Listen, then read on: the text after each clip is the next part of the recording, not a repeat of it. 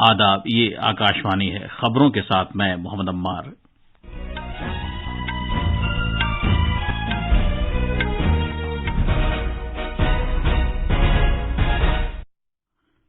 وزیر اعظم نریندر مودی نے روزگار میلے میں نئے بھرتی کیے گئے افراد کو 70,000 سے زیادہ تقرر نامے جاری کیے۔ انہوں نے کہا کہ ملک میں نجی اور سرکاری دونوں شعبوں میں روزگار کے مواقع بڑھ رہے ہیں۔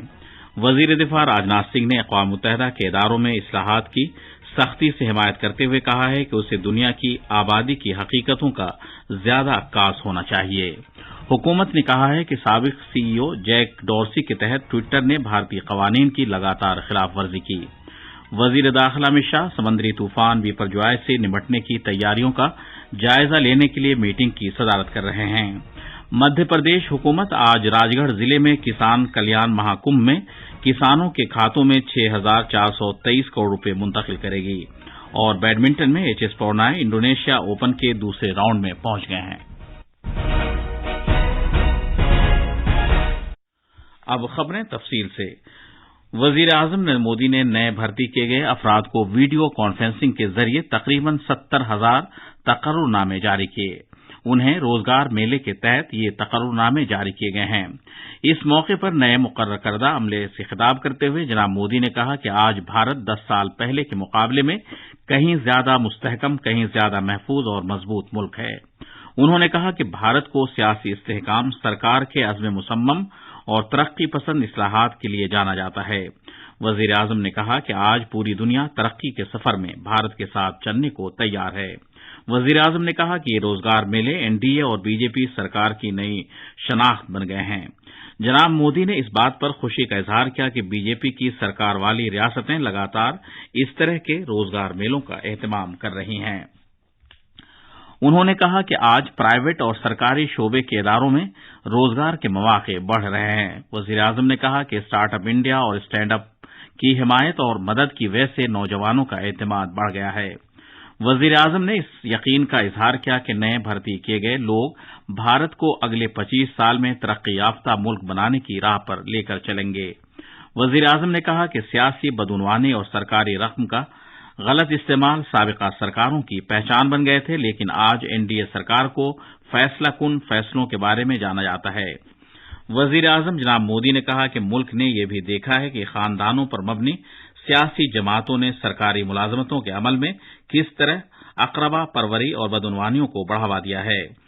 ملک بھر میں 43 مقامات پر روزگار میلوں کا اہتمام کیا گیا ہے۔ مرکزی سرکار، ریاستی سرکاروں اور مرکز کے زیر انتظام علاقوں کے مختلف محکموں کے لیے بھرتیاں کی گئی ہیں۔ ملک بھر سے منتخب کیے گئے یہ افراد سرکار کے مختلف محکموں میں شامل ہو کر اپنی ملازمت کا آغاز کریں گے۔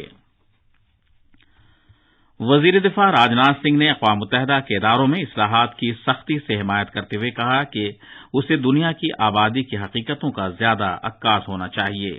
انہوں نے کہا کہ وقت آ گیا ہے کہ اقوام متحدہ کے اداروں کو زیادہ جمہوری اور موجودہ حقائق کا نمائندہ بنایا جائے۔ وہ آج نئی دلی میں اقوام متحدہ کے قیام امن افواج کی 75ویں سالگرہ کے موقع پر ایک تقریب سے خطاب کر رہے تھے۔ وزیر دفاع نے کہا کہ جب دنیا کی سب سے زیادہ آبادی والے ملک بھارت کو اقوام متحدہ سلامتی کونسل کے مستقل رکن کے طور پر کوئی نشست نہیں ملتی ہے تو یہ اقوام متحدہ کے اخلاقی جواز کو مجروح کرتی ہے۔ انہوں نے روس اور یوکرین کے درمیان جاری تنازع پر تشویش کا اظہار کرتے ہوئے کہا کہ اس تنازع کی وجہ سے متعدد افریقی اور ایشیائی ملکوں میں خوراک کا بحران پیدا ہو گیا ہے اور یہ دنیا بھر میں توانائی کا بحران کا سبب بھی بنا ہے۔ جناب راجناتھ سنگھ نے پرامن اور سبھی کی شمولیت والی دنیا کی تعمیر کے لیے انتھک محنت کرنے پر اقوام متحدہ قیام امن افواج کی کوششوں کو سراہا۔ انہوں نے کہا کہ ان کے غیر متزلزل عزم، پیشہ ورانہ مہارت اور قربانیاں سبھی کو متاثر کرتی ہیں۔ الیکٹرانکس اور اطلاعاتی ٹیکنالوجی کے وزیر مملکت راجیو چندر شیکھر نے کہا ہے کہ بھارت میں کام کرنے والی تمام کمپنیوں کو بھارتی قوانین پر عمل کرنا ہوگا۔ جناب چندر شیکھر نے کہا کہ ٹوئٹر کے سابق سی ای او جیک ڈورسی کی طرف سے یہ دعویٰ قطعی طور پر جھوٹا ہے کہ بھارت نے ٹوئٹر کو بند کرنے کی دھمکی دی تھی۔ انہوں نے کہا کہ ڈورسی اور ان کی ٹیم کی نگرانی میں ٹوئٹر نے بھارتی قوانین کی بار بار اور لگاتار خلاف ورزی کی، اور حقیقت یہ ہے کہ 2020 سے 2022 تک انہوں نے قانون پر متعدد بار عمل نہیں کیا۔ یہ صرف جون 2022 کی بات تھی جب انہوں نے بالآخر اس پر عمل کیا۔ وزیر موصوف نے کہا کہ نہ تو کوئی جیل گیا اور نہ ہی ٹوئٹر بند کیا گیا۔ وزیر موصوف نے کہا کہ ڈورسی کے ٹوئٹر کے نظام کو بھارتی قوانین کی خود مختاری کو قبول کرنے میں مشکل درپیش آ رہی تھی۔ جناب چندرشیکھر نے کہا کہ بھارت ایک خود مختار ملک ہے اور اسے ملک میں کام کرنے والی تمام کمپنیوں کو بھارتی قوانین پر عمل کرانے کا پورا حق ہے۔ وزیر موصوف نے کہا کہ جنوری 2021 کے مظاہروں کے دوران ٹوئٹر بہت سی غلط معلومات اور یہاں تک کہ نسل کشی کی خبریں شیئر کی گئیں جو مکمل طور سے فرضی اور بے بنیاد تھیں۔ یہ خبریں آکاشوانی سے نشر کی جا رہی ہیں۔